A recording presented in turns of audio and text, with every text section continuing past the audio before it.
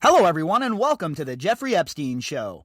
I'm your host, Bobbycapucci, and this is a morning update. Hey, what's up, everybody, and welcome to our special Saturday Maxwell series. For the past 3 Saturdays, we've been discussing the Maxwell family, starting with Robert Maxwell, and we're going to work our way through the rest of the members of the family who were involved with Ghislaine Maxwell, with Robert Maxwell, and with some of the misdeeds, let us say, of the Maxwell clan. Today we have an article from The Guardian, and this article is from 2019.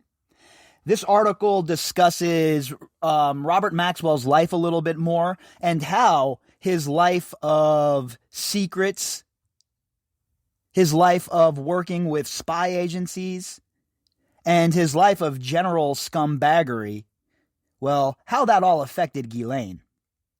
So let's jump into this article from The Guardian, and let's see what they're talking about.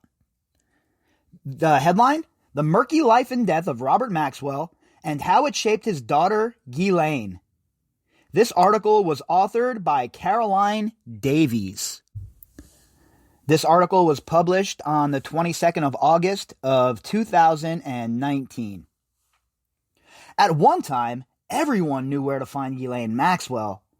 The former aide-de-camp of the disgraced, now deceased billionaire, co-conspirator, fellow child abuser, general all-around scuzzbag and bipedal serpent, now deceased billionaire Jeffrey Epstein, was a fixture in Manhattan's most fashionable salons. Yeah, certainly was. We know that there were several different salons that took care of Epstein's people. Fakai is one of them. We have an article about that scumbag as well. Another, I knew nothing. Maybe we should revisit him as well and talk a little bit more about his salon. In fact, you know what? We're going to add it to the stack.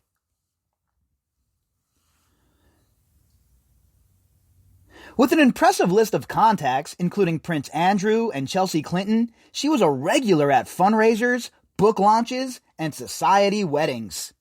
And we know that that was all part of it, right? That was all part of her maneuvering to try and get herself wedged into so-called polite society. So it would be another in for her and Jeffrey Epstein. Now, if you're collecting compromise on somebody or on people, what better place to do it than at the very top of the power structure? And how do you get there? Well, you exploit relationships with famous people who even the politicians are gushing over. And then you maneuver that relationship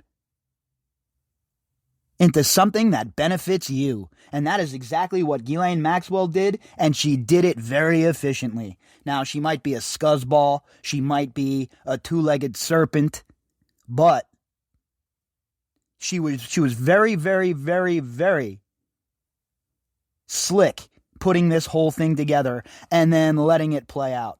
And if you think that just happened overnight, like she woke up like this, you're wrong. She learned at the knee of her father, at the knee of old Bob Maxwell, Mr. Man of Mystery himself. We're talking about a guy that had connections to multiple spy agencies. Multiple.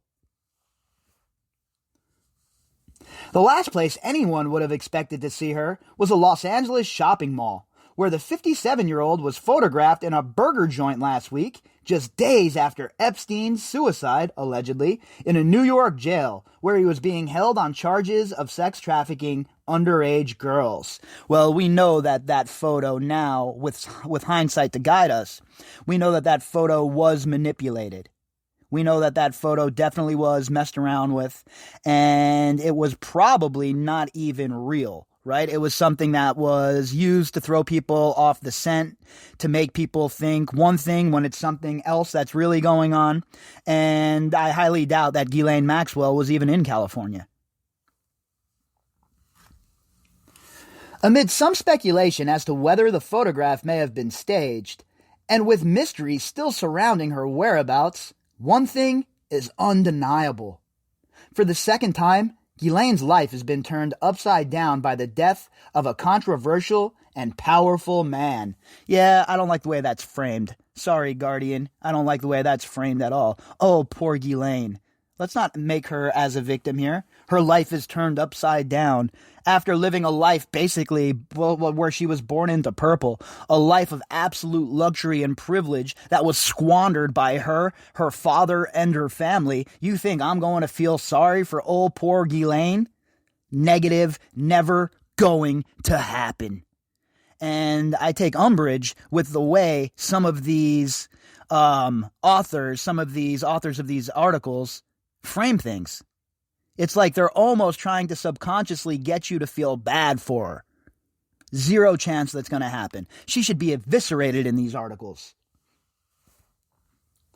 It is almost 30 years since her father, the press baron, Robert Maxwell, fell to his death, allegedly, from his $15 million yacht, Lady Ghislaine, off the Canary Islands, aged 68. Even now, there is talk of suicide or murder, perhaps by Mossad, the Israeli intelligence service. You know, it's so easy to pin everything on Mossad, right? It seems like a lot of people love to do that. Oh, it's the Mossad. It has to be the Israeli intelligence. Oh, breaking news. As good as the Mossad is at what they do, and folks, they are good at it, they cannot hold a candle to their big brother. And that big brother is the CIA. The CIA is the most powerful, the most hands-on intelligence service that this world has ever seen. What do you think, JFK was just messing around when he was talking about the CIA? What, do you think he was just joking around? That was just for a good laugh? Not only are these the most powerful people in the world, the CIA, they're the scummiest, and they have no qualms about taking somebody out. You know, people will talk about all kinds of reasons why JFK got whacked. Who killed him, blah, blah, blah, this, that, the other thing. And I don't know who killed him, right? I don't know who pulled the trigger or who set it in motion, but I will say this. I guarantee you it was facilitated by the CIA. And when I hear people talk about the Mossad this and the Mossad that, I just roll my eyes at this point. Now, don't get me wrong. The Mossad is right up there, top 3, top 4 intelligence services. But they beat to the CIA's drum, just like the rest of the intelligence services around the world. He was a man who could not face could not face jail, of being shown to be a liar and a thief. And he very much knew that was coming, says Roy Greenslade, a former editor of one of Maxwell's newspapers, the Daily Mirror. So I am a suicide theorist. I believe Maxwell threw himself off. All right, look, there's a lot better ways to go than tossing yourself off a boat right outside of the Canary Islands. Now, what, did he just lay there until he drowned? There was no poison in his system, right? They did an autopsy. It came back inconclusive. So what, did he just float around in the water until he drowned? I don't buy any of that. Sorry, I don't buy it. I don't think he killed himself. There are plenty better ways to go than hopping off a boat in the middle of the ocean, okay? But Ken Lennox, then the Mirror's senior photographer who saw the publisher's naked corpse shortly after it was pulled from the sea, is convinced it was an accident. Now, that's something that I can maybe get down with, an accident.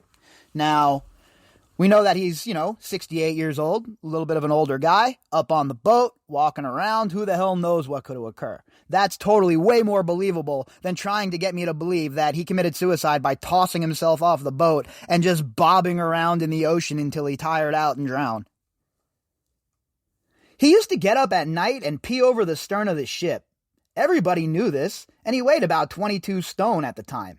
The railings were wire, so I think he lost his balance because he was very top-heavy, Lennox says. He was Teflon Man. I don't think he committed suicide. And neither do I, right? I definitely don't think he committed suicide.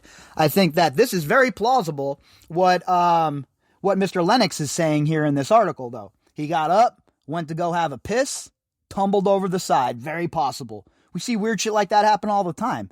I mean, I have a friend whose father, hardy guy, very, very hardy man, no health issues, nothing, fell down the basement stairs and broke his neck.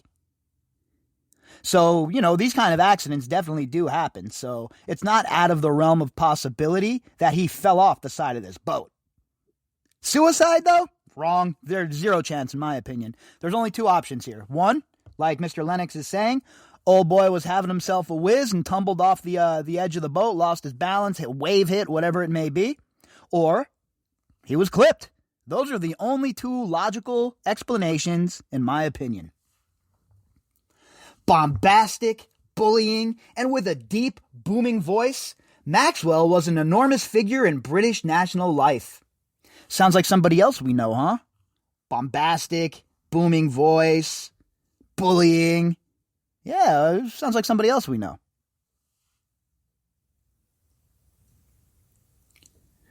Apart from the Mirror Group newspapers and the New York Daily News, his many businesses included Oxford United and Derby County football clubs. And Ghislaine had a nice little job working for Oxford, didn't she? Must have been nice. Now just imagine for a second, your pops owned all of this stuff. 2 soccer squads, newspapers all over the place, production companies, publishing houses. Don't you think that you would use this great power and this great privilege for good? I know that I would. I would set up all kinds of programs for disadvantaged youth to come to the soccer games, to come hang out with the players, all kinds of stuff like that. I'd be donating money hand over fist. I mean, who needs billions of dollars? Let's be real. But these people, they have better ideas. They're going to launder money. They're going to steal pensions. They're going to get involved with intelligence services and try and provide compromise. It makes me wonder if there's some inbreeding running around here in these parts with these people. Because this isn't normal behavior by normal folk. He rose from impoverishment as a Czechoslovakian refugee to become a decorated war hero, a businessman, a Labour MP, and then a media mogul, amassing private jets, helicopters, and Rolls Royces en route. So again, illustrating that these people had it all. They had the whole entire world by the balls. He didn't need to steal those pensions. He didn't need to get involved in any financial malfeasance. But greed took hold. And all of these people are afflicted by the same illness, folks. And that illness is greed. They're all Gordon Gekko. His death on November 5th, 1991, shocked the country. Shock turned to anger within weeks when a £460 million hole was discovered in the pension funds of his companies. Now, imagine that. £460 million. What are we talking, roughly, $700 million? Stolen from the pension funds. And this is where it gets interesting. Was Jeffrey Epstein involved in hiding that money and washing it and laundering it? I think he was, folks. And I think that the evidence that's going to be coming out is going to prove that. Now, we have a lot of circumstantial evidence that directs us in that direction. But once this trial gets underway and we start to see all of the stuff that has really been hidden from discovery, I think it's going to be very apparent that Robert Maxwell most certainly was working with Jeffrey Epstein, at least in some regard. A borrower of unimaginable scale, he had illegally raided the funds to prop up his empire, which was on the brink of collapse. Headlines such as "The Man Who Saved the Mirror" were swiftly replaced by Maxwell the Robber. Always funny when you turn from Robin Hood into the Sheriff of Nottingham Forest, huh? And that is definitely what happened with Maxwell. And these people, they do it so well, right? They have this public image that is bolstered by the media, that the media helps them prop up. And then when we find out that these people are scumbags, molesters, rapists, whatever it may be, the media acts like, well, we knew all along. We told you. What do you mean we weren't doing our job? As they're sitting there and breaking bread with these scumbags. Lennox found himself at the heart of this drama when he was dispatched to help Maxwell's widow, Betty, as she flew by private jet to the Canary Islands. On takeoff, her husband was still missing. Mid-flight, Lennox recalls, he was summoned to the cockpit by the co-pilot. A body had been found in the Atlantic by a fisherman. The Spanish were unsure it was Maxwell. Would Lennox agree to look first to spare his widow unnecessary distress in case it was not her husband? And look, as much as I hate the Maxwells, as much as I hate Robert Maxwell and Ghislaine and the whole family, I can understand how, something like this could be disturbing. And Betty, Miss Maxwell, is lucky that Lennox was around to do this, right? Who the hell wants to identify their husband? Then again, maybe Betty Maxwell hated him. Maybe he was such a monster and an ogre that the whole family hated him secretly, and they only suffered him because of all of the money he had. They landed at an airbase, and Lennox was ushered into a room.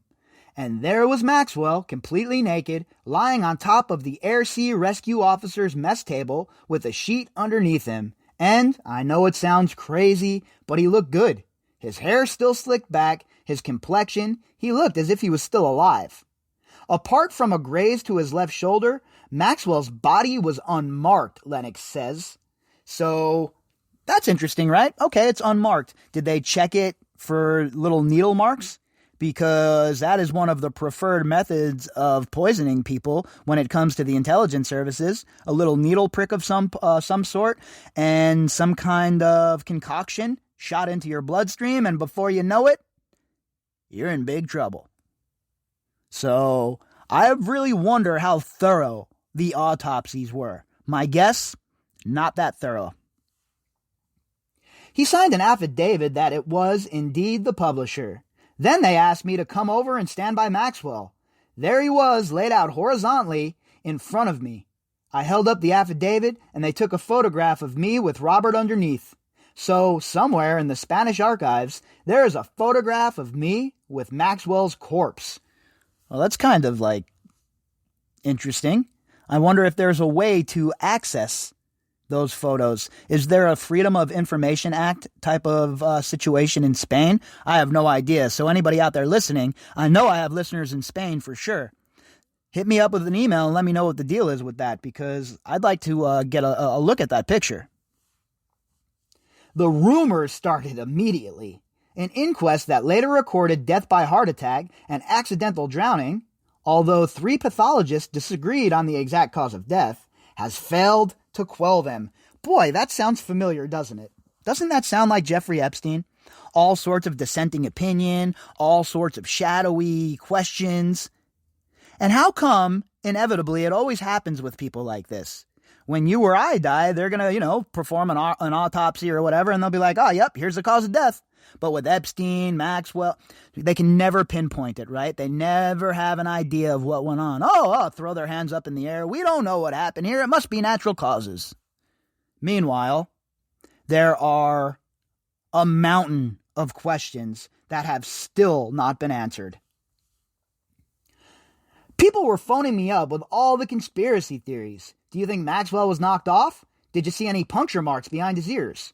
But he was unmarked, apart from that graze on his shoulder, says Lennox. And while Mr. Lennox is probably telling the truth to the best of his knowledge, to the best of his memory, I highly doubt Lennox himself did a full check of Robert Maxwell, head to toe, looking for needle marks, etc. Betty, completely controlled, would later formally identify her husband. Shortly afterwards, Ghislaine flew in. She was really, really upset. You could tell this was Daddy's girl. She was inconsolable. She could hardly speak. When she saw her mother, her knees just buckled, Lennox recalls. She was really devastated. If you look through the Maxwell files, he would take her to events. Elton John's birthday, football matches. She was always there, clinging on to him. She called him my daddy all the time. And again, that's why I say and why I'm so adamant about my analogy of her and Robert Maxwell paired with Cersei Lannister and Tywin Lannister. Very, very similar story here. Very, very similar character arch. The fallout from Maxwell's death left his family's reputation in tatters. It also landed two of his sons, Ian and Kevin, in the dock, where they successfully defended themselves in 1996 against fraud charges arising from their roles in his companies. Now, we're going to dig in more about the brothers and the rest of the family as well. We're going to branch off here. But we're going to continue talking about Robert Maxwell until we get the full profile built, right? Another one or two Saturdays, and we'll have the full Robert Maxwell profile built, and we'll move on. But I think it's very important that we add as much context as we possibly can as to who the patriarch was of the Maxwell family. To understand what is going on now, we have to understand what occurred then. Kevin became Britain's biggest bankrupt to the tune of more than £400 million in the wake of the pension scandal. His then wife, Pandora, mother to their 7 children, claimed a colorful cameo on the day of Kevin's arrest. On hearing an early morning knock at the door and presuming it to be journalists, she flung open a bedroom window and yelled, "Piss off or I'll call the police!" "We are the police," came the reply. That was priceless, says Lennox, who was among the journalists tipped off to witness the arrest. I take umbrage with that, by the way, with the journalists who are tipped off to witness arrests. Let's relax on all of that shit, okay? Except for the most high-profile arrests, I don't really care for that. If we're going to do it for one person, let's do it for everybody. The media shouldn't pick and choose who a pariah is. The media should report the facts. The trial of Robert Maxwell, or the trials of Robert Maxwell, had he come back and faced the music, would have been a piece of amazing theater. Way up there with Bernie Madoff, says Greenslade, the author of Maxwell, The Rise and Fall of Robert Maxwell and His Empire. Absolutely, right up there with that. This was a huge, huge operation of thievery and scumbaggery. Maxwell was stealing all kinds of money, folks, and we're talking about from middle-class, hard-working people, pensioners. That really bothers me, because I feel kinship with the middle class, the whole middle class, lower, middle class, and upper middle class. Those are my people. Once you get above upper middle class, it's like a foreign race of folk for me. And I know that because I have associated with them professionally and personally for a very long time.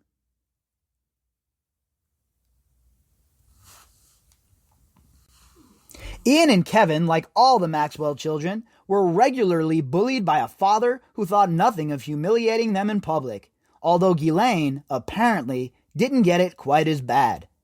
I felt this was a proxy trial for Maxwell, says Greenslade, who attended every day of the brothers' 8-month trial and was pleased when they were acquitted. Now, I haven't dug enough into that trial to give an opinion on if I believe they should have been acquitted or not. As I'm going deeper into the Maxwell family here, I am certainly looking at that case as we speak, but there's a lot there, and I want to make sure that I know what the hell I'm talking about before I dip my toes in that water. For Oxford-educated Ghislaine, the youngest of his 9 children, Maxwell's money had provided status and a ticket to the elite. She was dispatched to New York initially as a meter and greeter to pave her father's way when he bought the Daily News. She was sent there to get things started with Epstein, to get that relationship kicked off. I don't care what anybody says. They were in contact and working together. Maxwell and Epstein knew each other from Epstein helping him with the pension thievery, and he thought that Epstein would be the perfect cover partner for his daughter. That is what I believe, and I believe that's where the evidence has led us. After his death, she made it her home. She soon became part of Epstein's inner circle and remained there for more than a decade. The two were reportedly briefly an item. They remained close. I don't believe they were an item at all. I don't, briefly or otherwise. Cover story. Again, watch the show The Americans and you'll see exactly what I'm talking about. She is said to have facilitated Epstein's social contacts, flying with him on his private jet and organizing dinners for influential people at his homes. One acquaintance describes her as half ex-girlfriend, half employee, half best friend and fixer. Epstein described her in a 2003 Vanity Fair profile as his best friend. And I'll describe her as co-conspirator, general all-around scuzzbag, fellow child abuser, and bipedal serpent. That is exactly what she was. Best friend, girlfriend, none of that. These people don't know what friendship is. And we're seeing that play out in front of us as they all start ratting on each other as the walls close in. After he pleaded guilty in 2008 to soliciting prostitution and served 13 months, it appears she moved on, although she remained on New York's social circuit. She founded the nonprofit Terramar Project for the conservation of oceans in 2012, but it shut down abruptly last month. It is not clear how she supports herself. Oh, it's very clear how she supports herself. Using laundered money, ill-gotten gains, and many, many, many offshore accounts. And the Terramar Project, please. More of a scam, more of a lie, and more BS. She has never been accused of wrongdoing by the authorities. Oh, yes, she has.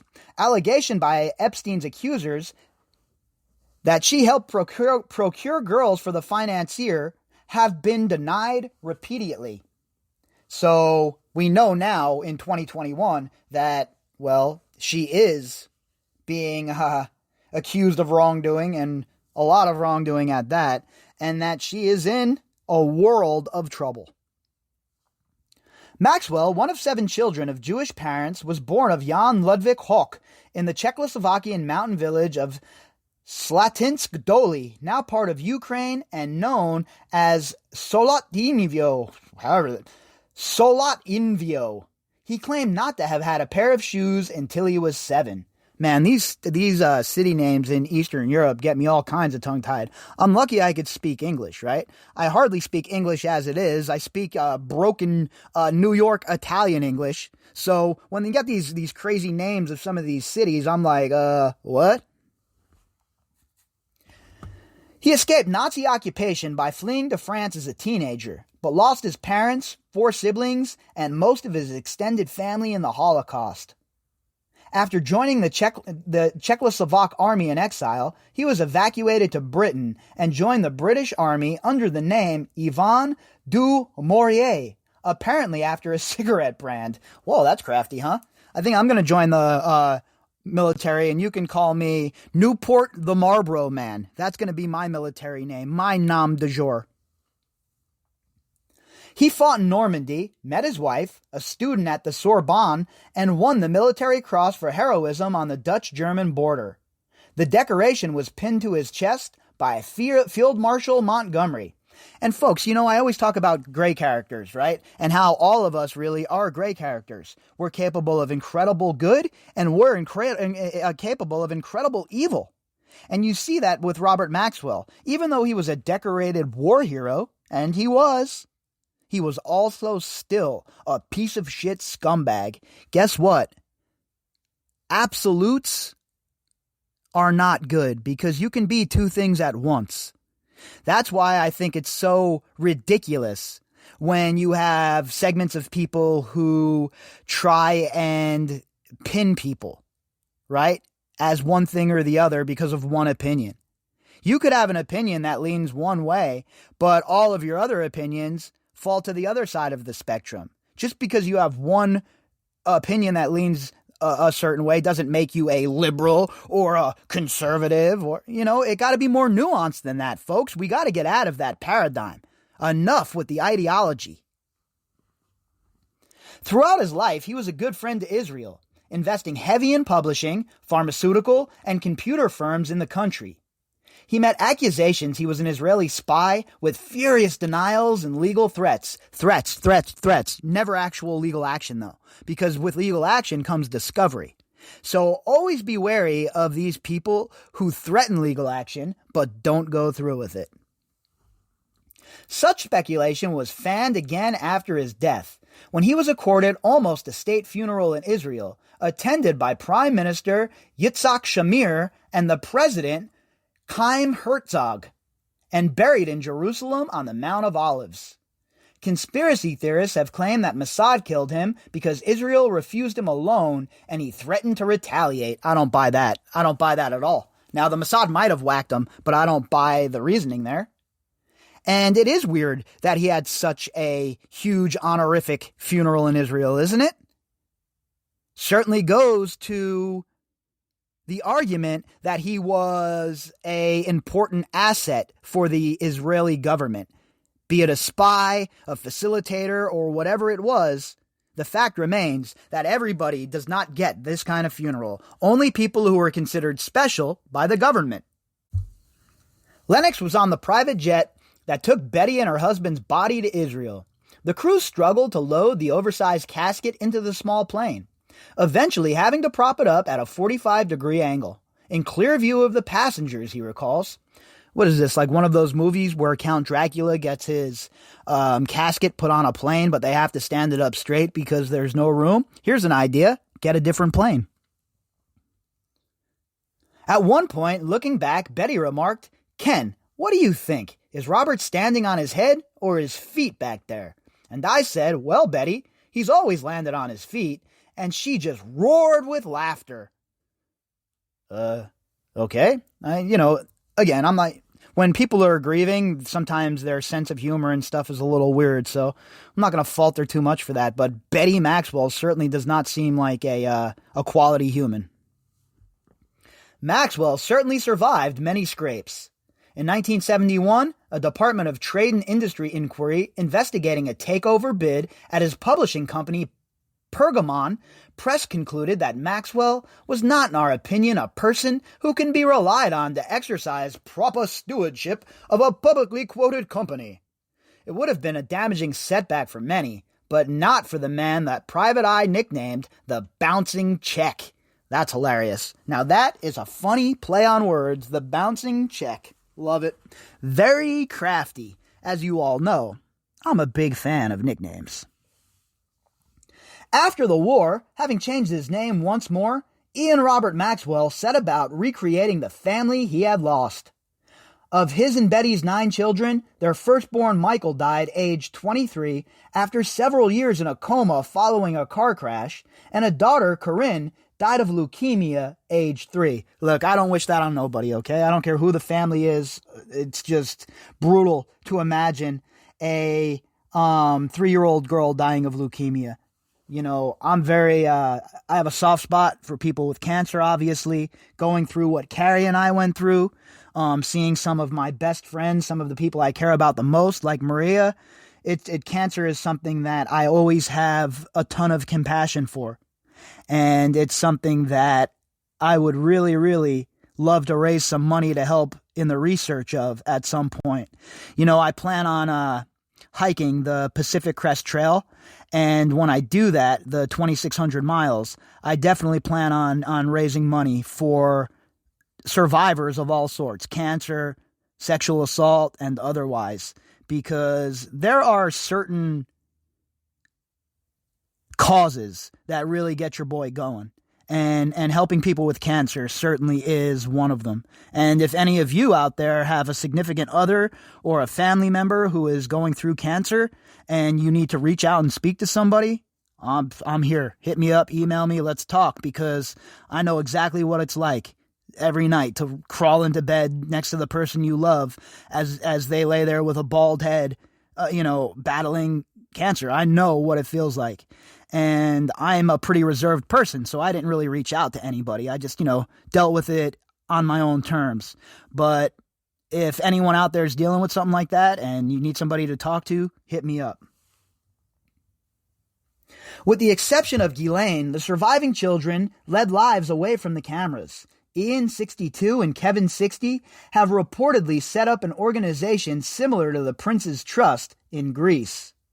I'd love to take a look at the laws over in Greece, the financial laws. I'm sure these guys are up to no good.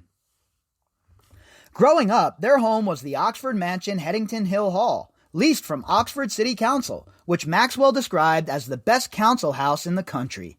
But Sunday family lunches were very, very rarely happy affairs. He was said to ritually humiliate his children by turn, week in and week out. Man, that's so different from the Italian type of get-togethers I know. Now, don't get me wrong. Balls are certainly busted. But there is a feeling of absolute love and caring that permeates from everyone that's around that table. Especially when the food starts getting chomped on. I can't imagine sitting at Sunday dinner with the family all around and my dad humiliating me. I mean, breaking my balls, of course, right? Like, when I got my ears pierced, for instance, when I was a much younger lad and I came home, he started breaking my chops calling me Barbara. So, stuff like that. All right, I get it. But to humiliate your children? Come on, man. The only time my dad ever humiliated me is one time I changed a grade on a progress report, right? And my dad found out.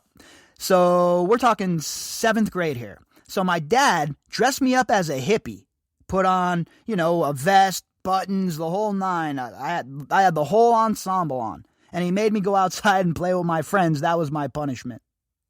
So I get it, right? I get, punishment's one thing. And breaking balls is certainly acceptable. But to humiliate your children in front of people is absolutely ridiculous and something I am just not a fan of.